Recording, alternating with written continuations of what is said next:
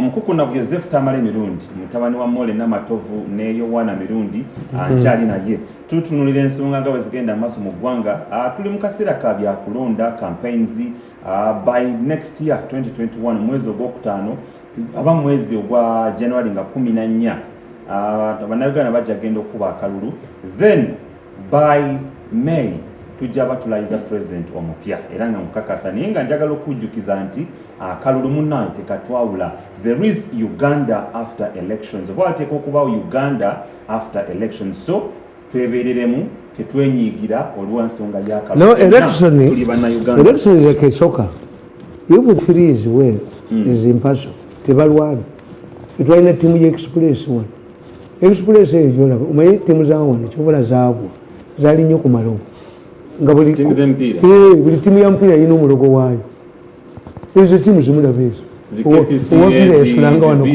owaviira asulanga wano ku bendi kiwanuka street nga bw'aba agenda okunaaba ku ttawulo ye tagiteeka wano kunumba bukunumi nga ayina waagitadde nga ye muloko buli ttiimu kakati express yali bweti express bagituumako 5 bagikuba 5 ne drawing ne bagikuba 4 teyalwana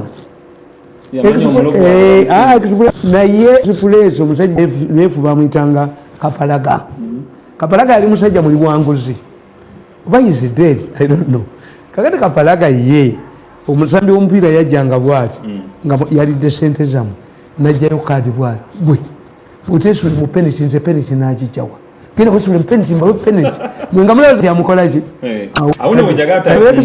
express babakube goolo bategeera nti Kapalaga yakoze alidde omupiira baguyiwa ne bagenda ewa Kapalaga ne bamubba robbing omupiira ogwaddako radio cassette zaali z'amaanyi nnyo mu 8 abaana ne bakwata mu kirasa aba express ne bakwata bye babbye ewa Kapalaga Kapalaga laba express yakubanga amayinja iyo ng'emanyiddwa iyo nga bagiwangula ekubanga naye bw'ogiwangula fairly election violence must be there must be contained kubanga it is a tense I was explaining that the politics elections are like a coup if a coup is not handled well the government loses bagijjako ne election nayo bweri it changes the leadership if not properly handled gwetalaba gondi golowooza Trump akaba yakaba yekka in America when a new president at the White House 6,000 jobs change overnight emirimu kakaaga giweddewo buli aba Trump bagenda nabo ate papa oli John Paul Biden yatongoza cabinet was having 2 police nuns when he died and Rizinga came with German. This one went back to Poland and he came with the German nuns. In many countries, when the president loses power, another one is coming in. Bakugamba change nti ka ono abadde akuumoona abaddeko ajja n'amukubira saluti esembayo n'akubira onadde emabegawo. But do they remain there? katudde ku nsonga ya omukulu minister wa finance minister Matya Kasaija yesimbye okubaka wa parliament Buyanga Kasaija is a man who cannot win even LC1 abadde ayitibwa Mr. Kyalimpa omukulu ono nno Kasaija is a man who cannot win an LC1 seat. I was there. Anti tumalira biseera bya Kasaija. Naliyo n'ennabanja. Kasaija mutogikwata ko teyalinyayo. Kasaija okujjako nga awandisizza embuzi ze zisobola omulonda. Sokolabe. Ekibuuzo kigenda kujja oba buno buli bwanguzi bwanguzi it must be nullified the elections must be nullified is bribery ekyo kifu kakati no ekyo kifu nullification if you get a smart judge nullify it bribery openly minister where did Kasaija study ne Kasaija yasoma singa bakasajja abo baali tebamanyi mu byalo tebaali temyembizi Mr. Kyalimpa omwami ono yavudde mu race yawa member of parliament kati ye deputy executive director Uganda Investment Authority naye bakasajja buno buli bwanguzi oba omanyi mwe temumanyi silanga tulina ebintu biyita silanga kitegeeza oluyaayi olebwa naye nga lulimu amakulu kakati ffe baprofesa bawano ngaabo eyo tiimu ya president ey'abascientist abo tubayita bapropesa si baprofesa abo bapropesa bali basente.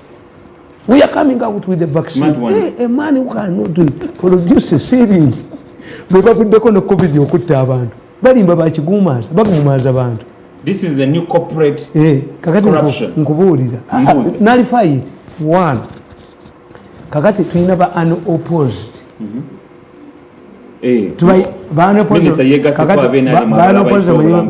Unopposed bwe tubayita unopposed unpopular. Unopposed kitegeeza unpopular. All of these people who are claiming to be unopposed ministers are stink. Their political equities stink like a Malwa toilet. They cannot win. When did you tell us that you are popular? Get 90% Zana prison. Why do you have to buy somebody and with a job? That was verification. A serious lawyer Kasaija can only get votes from his goats if he ingested the goats. It's very unpopular. He cannot even walk publicly. Let him make a walk in him. What does this mean? And no, you see what they don't know. There are only two people you can support. This younger man from Rakai. That one I can accept. He unopposed. Young is younger like you. Even the president met him and they allowed him to make a speech at the launching. Good. That one, I can assure you, he won because he invested heavily. He invested in the youth. He did what? He looks like a humble man, an ordinary man, but he had campaign skills.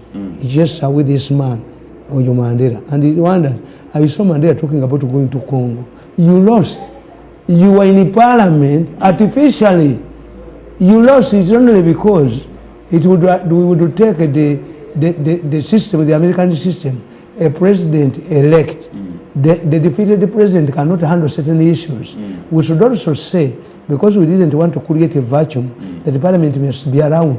Those MPs who lost to others are illegally in parliament, but we only wanted the continuity of parliament. Tebayina moral authority to decide. You are representing who?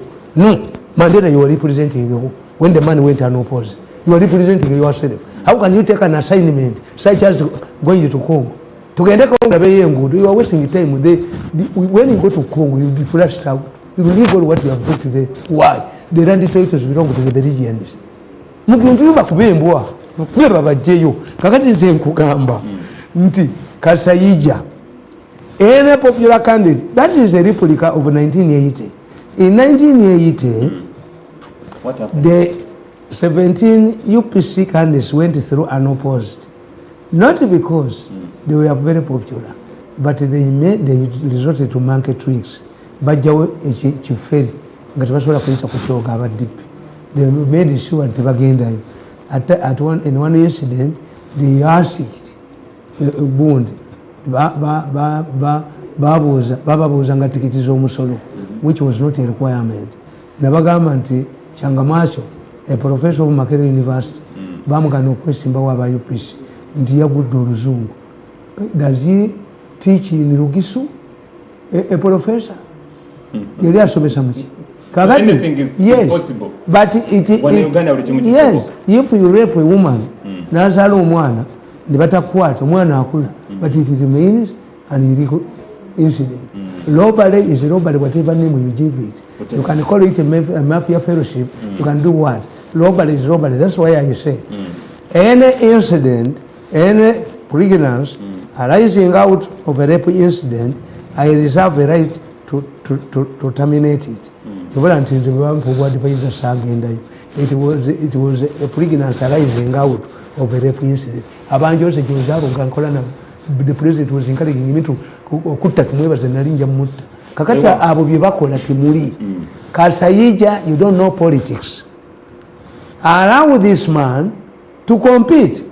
President Kagame has never declared himself an opposition. Which one comes first? No. Even the electoral commission, if we had a competent man, ate basaga. Omanyiti tibakalashe on Museveni. People like Tumwebas, people like Kasaija, they are undermining Museveni. Why? Bantu. This is what Honorable Kutesa is facing in Zimbabwe. Why? Because he are dealing never agundi, never Muleka Naitawo. He never subjected himself to a popular vote. Kasayija, the lawyers must pursue the matter. Why is it that you agree with the two people, another person, Kasayija? Kasayija knows himself. Kasayija is a man who cannot win even an LC.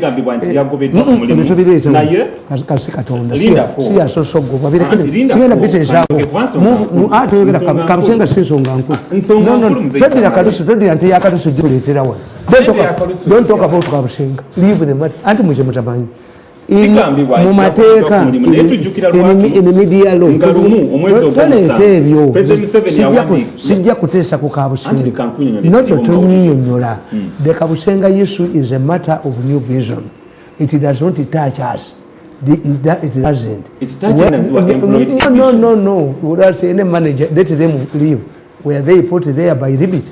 Baba libiting. Echiwo chiriti omwezi ogw'omusanvu President Museveni ya instructing Minister wa ICT National Guidance Honorable Nabakoba na instructing ne Minister wa Finance Matia Kasaija Nabakoba yani kuuza nabagamba bagende kunonyereza gwe byogere ndisibirimu Kasaija nze gundi Kabushenga simwogerako. Waliwo whistleblower mu biseera bya lockdown bagamba President Museveni yafuna amolenga wali okwemulugunya mu New Vision bagamba nti abakozi bagobeddwa mu bumenyi bwa banji tebalina contracts ne sente eziwerako ddala ziri swindled mu ndomo mu New Vision. So is this an outcome of the investigation eyakolebwa okuva mu instruction ya president oluvannyuma lw'okusindika Minister wa ICT ne Minister wa Finance oba nze Tamale nsubira omaze a good Muslim nsubira olulidde if I'm a good Muslim and I know they are roasting a pig, why do I sit there and say, am I going to eat or not? If you see it, they have their so you have no comment. You have no comment on that. You see, entebe no giraba.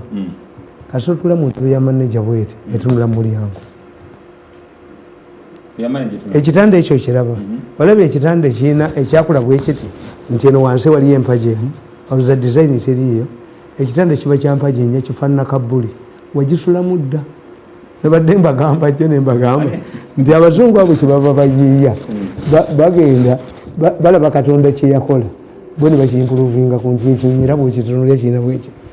Nona bakiriki waliwo kye tuyita kinna mu nkango ekirabe kibeera ku mazzi ku luzzi era kyetoloola ng'erikopita bweki ne kidda bwekiti kikola bweki. Kati katulaba omuzindaalo gwogera guweereza ate gusobola kuleeta eno kadde human being bwali omumwa gwogulya ate ne gufulumya ate eno wansi yo ate wafulumya bufulumya tewalya kakati yobeera manager. Yes, you don't know. Once you become a general, you are heading for retirement. Nze sikana muntu kumujjawo naye malisi nti n'omalisi ng'omuntu n'omukuba bakuba sempijja jjo mu New Vision sempijja ne bamukuba yaddidde ente z'amawako sempijja efaama a minister of agriculture tusola ente z'amawako ng'asoletoze kuba bayamba lagu bamukwata. Have you seen Lagu's story? Yes, I don't see that gundi tavaawo naye malisi yaabwe ey'okujja ne babba ssente ne bamalisinga omuntu ti omukazi omukulu nga gundi guwaatudde ne badira omukazi omukulu ono ne muwala we ne bamulimba nga pulezidenti agambye nti bilioni 11 muziwe gundi ne bamuleeta ebipapula nti sente zigenze mu banka n'abisayininga ne basiba embwa. But we retire.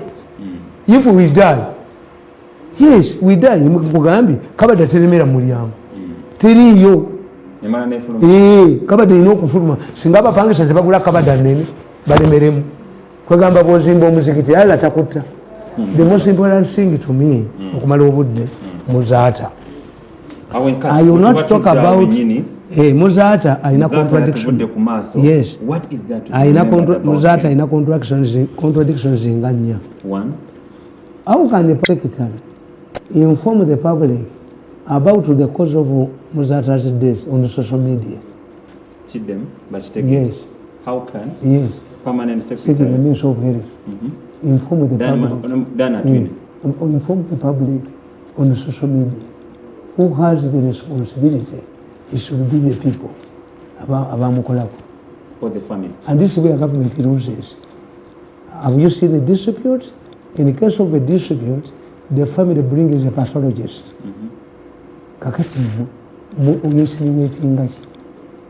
Is it normal? How many times have you informed the public about the cause of the death of people on social media? What motivated this? Two, he left a bill. Do you think there was public demand? Anti-public demand. Who does it? Museveni was always referring to these scientists who have the opportunity time to study the ventilators of arcades. Those cannot be scientists. Babutandala, basuma byabutandalo. Kabiniji ejjudde mukola akatandalo. Wetayinza kuba scientist. Atuja ventilation how do things, how are they? The hospital releases your body, your corpse, with a postmortem report. If challenged, then the family can be. What amazes me, there are four things. One, the bill Muzata left, $1,800,000. About the bill, government clear. Mu Uganda was ventilators. Government bagibba. Kakati as a result, private hospitals are buying them. Zinate nga kigula sente ntono nkyegulire. Mbuuza batabani bange ne banga nti kigula biliyoni emu. Kiri mitwalo ngeta kiri nakola ko research ku kyuma ekyo kiri mitwalo ngeta ne jaddo. Cinema. Yes. Kakati ate abo the scientists ba museveni abo badana ne bani. But they identified certain hospitals to treat COVID. Not every hospital treats COVID. Ngabanonya konditi okubiramu. That's why Odongo Oto fought to them. You did not include this hospital here. Take your sick people elsewhere. Abantu bamutegera. Kati it has backfired. These ordinary people, ordinary hospital, private hospitals, babiyegulidde ku ddole emitwalo emeka. Kakati okukuteeka ku kyuma ekyo olina okuba mu nsawo ng'olinamu obukadde bumeka? Butaano tusula nabwo. Bw'oba tulina bukadde butaano bwe genda ofe. But how many Ugandans can afford this? And Muzata, if Muzata was not dead, would he get the attention of State House? Bakalukubira muno okuliramu amabugo balabikira. Abamu State House bandateeka. Bo baagala mirambo. Kakati wulira ekyokubiri. Yes. Anti ajja ku social media, the hospital. Kakati nino kankubuulire. Anti kankubuulire. Kakati ate aba hospital. Ate bo bagamba. Results zigamba. Yali negative. COVID-19 negative. Two, kakati ekyo kimu nti olw'okuba ssente baazibba n'oyogera mu ggwanga nti zaali folote abaziina ziri folote mu ggwanga kyogerwa in an election period you are lucky that you have people like Kyagulanyi. You wait when some of us close the other way, you will see the real battle, how campaigns are organized. Mujja kutulaba. Kakati nkugamba nti sente ekyo ku Muzata kikulu nnyo. Sente nti every day millionaires biri okubeera ku kyuma kyabwe. Two, you must deposit 5 million. Who has this money? Why doesn't government reduce? Oba kigula dola emitwalo 5 hospital ziri private ne bazisalyako omusolo naki. Those ebyago ntebiwa musolo. Kakati ekyo kiri important. How many people, because COVID is real. Amalwaliro gonna gajjudde nabagamba nti abo sente zaabwe mitwe bazaalibwa n'ebyabwe. Gandi make a documentary. Ogende mu malwaliro. Okyalabayo ab'emivuli abagenda mu byalo okukima y'abantu babaliise ekibaba kubirayo. Kati abantu balwalira waka. Abantu balwalira waka. That's a very important issue. Nti ekyo kisinga okunga nti okwaliratira muzaata ku social media dangerous. What if they contradict with this one? Why do you fear to call a press conference? Who has asked you? Who has pressurized you? Because when you see gwalabirako omusibe kakati abasibe balabira ku Zoom. Why? Because of COVID demand. First and foremost, agreed. Is it normal for the permanent secretary of health to announce results? How many times has she done it? Social media. Okay, maybe encourage but there was need to clear the air. Propaganda many people so there was need to come and many clear people the air. think that I have a quarrel with the Buked. I can assure you, Buked the kills cases. Abasent Nagiri Yababa Kutengatibadi. Buked the team sang. Buked has an element of criminals using it to divert attention. When Muzata fell sick and was rushed to hospital, Buked reduced the battle between the Muzata sick man with his wife. Why did the marital affairs have to do with the sickness of Muzata? In fact, if you have real brains inside the culprit will be Muzata, will be the wife. Because all of the attention, Buked was not talking about the sickness. A few days later after his body, the command comes back. This command who never went to school and he is in charge of a newspaper. He says they are quarrels. The son is fighting the mother. They are quarrels. Why? A Muslim, unlike a Christian, the Muslims have a professional way, a religious way of solving such matters. The same man. Don't you think we are becoming a country without morals? Somebody who is haunted by Muzata's death is using Buked, reducing the issue to the family. Whoever dies in Uganda, but reducing the family. When this man, Gondi Bayafa, Omukachi Yinji Bayafa, they arrested Chiyinji to divide the family. Because in case a man dies and a man is accused of killing the wife, it's the family. Who takes over the property? Normally, when you say man, waiting his wife at the gate, I normally do it. Bwolaba nga omusajja talina mmotoka ali bweru wa gate abayagala kulaba mmotoka ezza mukazi and it is common omukazi yamuvuga mu mmotoka amutwale bamujjanjabe. A person who wants to kill her husband amuvuga mu mmotoka for recovery naye bagamba my wife has killed me. Was Buked inside the house already people? Were they inside? They are becoming advertorial. Yes, kubanga balina ababakozesa nti buli mugagga afa mu Uganda bawayira mukazi we. Buked n'akugamba waliwo emmotoka eyamuyiseeko naye ate abagagga banyiize nnyo okulaba ng'omulambo gwa mugagga munnaabwe kasiwukira gutwaliddwa Kabangali. Teekawo omutetemu emmotoka eguyiteko. Tebaali gutwalidde mu kutiya. Emmotoka eyise ku mulambo ate gutwalibwa Kabangali. Buked abakutte gundi Buked divert stories. For me, who is intelligent, I fear nti whatever happens they push the battle inside. Kakati yifu ngoli wa side abali emmere nti Muzata otegeera nti Muzata these people are panicking to use the cause of death not by the doctors. Are you accompanied by the doctors? Did you enter the ICT intensive care unit? There are many questions to be raised. But why do they do them? The amateurs, the arrogant. Kayibula yacheretera omusajja asudde nebanda badde banywanjaka yaabwe amusudde mu ddwaliro Zambia. Why do you bother? Kayibula what he did, he said n'abo opposition bajje baleete ba doctor. Why did she die after a party? Where are you involving yourself? So kakati their failure to handle issues kubanga bajoga obutonzi bwabwe bo balowoleza mu money. That's why the electoral commission nayo nfu nti mu kifo ky'okulonda abantu kata a deputy. What's the purpose of a deputy? ono mukazi ye alinda ono yayogera. The man, a judge comes to radio, a judge comes to TV to make his then what's the purpose? A public relations officer does not mean addressing press conferences. A public relations officer oversees a public relations, but they don't. They tribalism, nepotism, okujoga, okuteka wana ali asente. Ne balowooza mbu ate abala bajja kujja babakolera abamanyi tewali ajja bakolera.